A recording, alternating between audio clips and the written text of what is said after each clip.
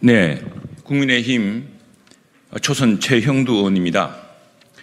오늘 저는 지금 민주당 내에서 격화되고 있는 국회의장 후보 경선 사태를 보면서 이제 국회의장을 국회법대로 선출해야 한다는 원론을 다시 제기하고 싶어서 이 자리에 섰습니다. 국회의장은 대한민국의 의회주의, 민주주의를 새롭게 정립할 수 있는 아주 중요한 역할입니다. 무엇보다도 국회 선진화법, 우리가 새누리당 시절에 국민의힘 전신인 새누리당이 다수당인 시절에 당시 야당과 절충을 해서 만들었던 국회 선진화법, 다수당의 지위를 상당수 포기했던 그 국회 선진화법을 지키는 그런 국회의장이 필요합니다. 물론 다수당인 민주당 내에서 국회의장이 나오는 것은 당연한 일이겠지만, 순리라고 하겠지만 자금의 민주당 내 국회의장 경선 과외를 보면서 매우 우려스럽습니다. 그동안 국회의장은 최연장자 또는 최다선 의원이 정치를 은퇴하기에 앞서서 마지막으로 의회주의를 바로잡아주는, 그걸 맡아주는 그런 관행으로 이어왔습니다만, 지금 점차 국회의장이 다수당에, 특히 최근 민주당 내에서 벌어지고 있는 국회의장 후보 경선 열기, 그 과외를 보면서 자칫 국회의장이 다수당의 의회 폭주를 위한 도구, 저는 최선봉에 서려는 사람들을 뽑는 것이 아닌가 우려스럽습니다. 지금 우리 민주주의가 여러 위기를 맞고 있습니다. 특히 정치적 양극화가 심하고 정당 내에서도 여야 간에 이렇게 심한 정치적 대립과 이념적 대립이 격화된 적이 없었습니다. 그래서 다시 의회 민주주의와 의회 내에서의 여러 국민들의 의사를 한꺼번에 용광로처럼 녹게 될 그런 지혜와 경륜의 국회의장이, 중립과 절충의 국회의장이 필요한 자리에서 지금 민주당 내에서 선출된 그런 국회의장을 국회에서, 국회 본회의에서 찬반 투표로 뽑는 것은 자칫 우리 민주주의, 우리 의회 민주주의의 심각한 후퇴를 우리가 방치하는 것 아닌가라는 그런 조바심에서 오늘 이 자리에 섰습니다.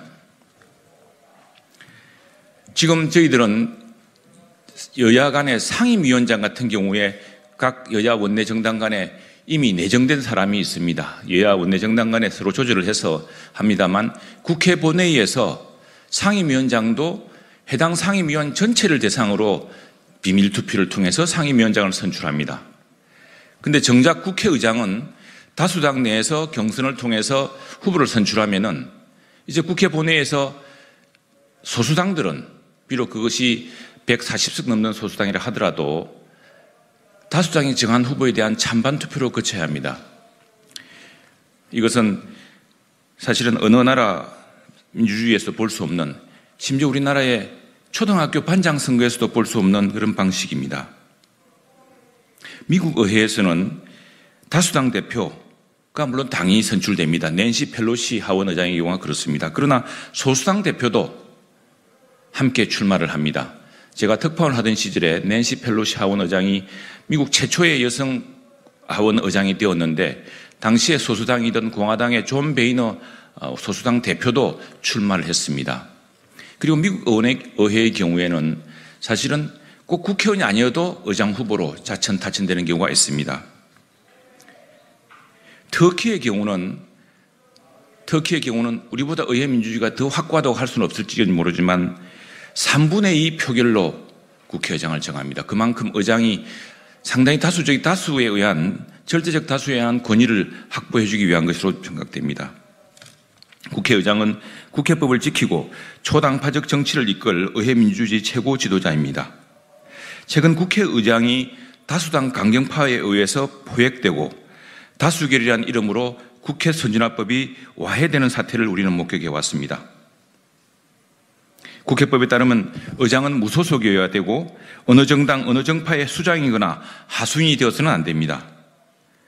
의장은 여야를 망라하고 엄격히 국회법 절차, 특히 국회 선진화법 절차를 준수해야 하는 명실상부한 국회의회주의의 지도자여야 합니다. 최근에 저희들이 금수완박 입법이라든가 언론중재법에서 보았던 그런 사보임 과정, 또 국회 선진화법의 가장 중요한 기둥인 안건조정제도의 무력화, 이런 것들을 보면서 국회의장의 역할이 얼마나 중요한가 우리가 절감하게 되었습니다. 과거의 국회의장은 집권상정 권한을 통해서 여당의 돌격대에 제일 선봉에 서는 경우가 들어있었습니다. 그러나 국회 선진화법은, 현행의 국회법은 의장의 집권상정 권한을 엄격히 제한하고 있기 때문에 이제 그런 역할은 없어졌습니다.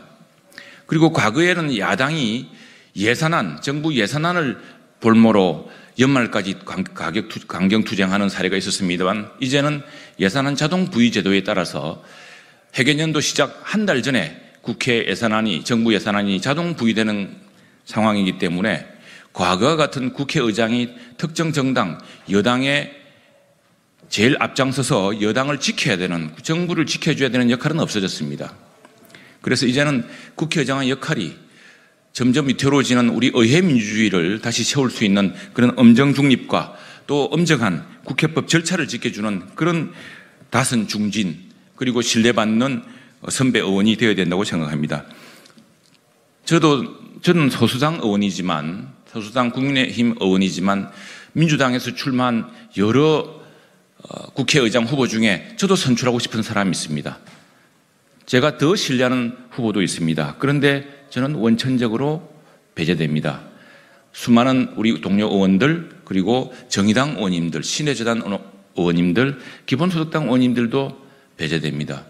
만일 우리가 국회의장을 국회 본회의에서 직접 지금 출마하신 모든 민주당 의원님들이, 중진 의원님들이 다 나와서 국회 본회의에서 경륜을 토론하고 정책을 말하고 어떻게 국회를 이끌겠다는 것을 토론한 뒤에 국회의원 전원이 참석하는 다수결, 비밀투표에서 결정된다면 우리 국회 운영은 훨씬 더 초당파적인 의회 민주주의, 그리고 국회 선진화법의 원칙대로 운영될 것으로 믿습니다. 제가 국회 원내대변인으로서, 국민의힘 원내대변인으로서, 또 국회 대변인으로서 국회의장과 여야 원내대표들이 얼마나 힘든지를 자주 목격했습니다. 국회의장이 다수당에 선출된 다수당의 포로처럼 인식되었을 때, 다수당 강경파의 공격에 노출되었을 때 국회의장이 얼마나 곤혹스러운지를 잘 지켜봤습니다. 여야 원내대표 역시 얼마나 그 고통스러운 자리인지를 잘 지켜보았습니다. 국회의장이 어느 정파, 어느 정당에서 파견된 사람이 아니라, 그 하수인이 아니라 국회의원 300명 전원을 대표하고 국회법 절차를 공정하게 따라서, 그래서 우리 의회 민주주의의 원칙을 다시 세울 수 있는 인물이 되기 위해서는, 그것은 다수당 내부의 강경파의 지지로 당선되는 그런 사태는 피해야 합니다. 그것은 국회의장이 마땅히 해야 될 의회 민주주의를 오히려 후퇴시키는 그런 사태를 초래할 것입니다. 그래서 저는 이 말이 계란으로 바위 치는 것 같은 그런 일일지 모르겠지만, 24일 민주당에서 실시한다는 경선을 민주당 내에서만 하지 말고 본회의에서 차라리 지금 나오신 후보님 전원이, 국회의장 후보 전원이 국회 여야 의원 모두를 대상으로 경륜을 발표하시고 국회를 어떻게 선진화시키겠다, 국회를 어떻게 이끌겠다는 포부를 밝히셔서 그렇게 해서 국회의원 전원의 다수결로 선출되는 그런 방식으로 바꿔주시기를 간청합니다. 비록 이번에 민주당에서는 그런 일을 하지 않다 하더라도 앞으로는 정말 국회의장 선출 방식이 국회법에 정한 그대로 바뀌어야 된다고 생각합니다. 국회의장은 정부를 뒷받침한 자리도 아니지만 다수당 독주의 자리가 되어서도 안 됩니다. 다시 한 번 더, 지금 자꾸 벌어지는 민주당 내부의 국회의장 후보 경선을 둘러싼 과열, 그리고 강경파들에 휘둘리는 그런 사태, 또 강경파에게 충성서약을 하는 이런 사태를 보면서 다시 한번 국회의장이 국회법대로 선출되어서 국회의원 300명 전체의 뜻에 따라서 의회 민주주의와 국회 선진화법의 원칙을 충실히 지켜줄 수 있는 그런 분이 국회의장이 되어서 대한민국 민주주의, 대한민국 의회 민주주의를 다시 세워줄 수 있기를 간절히 바랍니다. 감사합니다.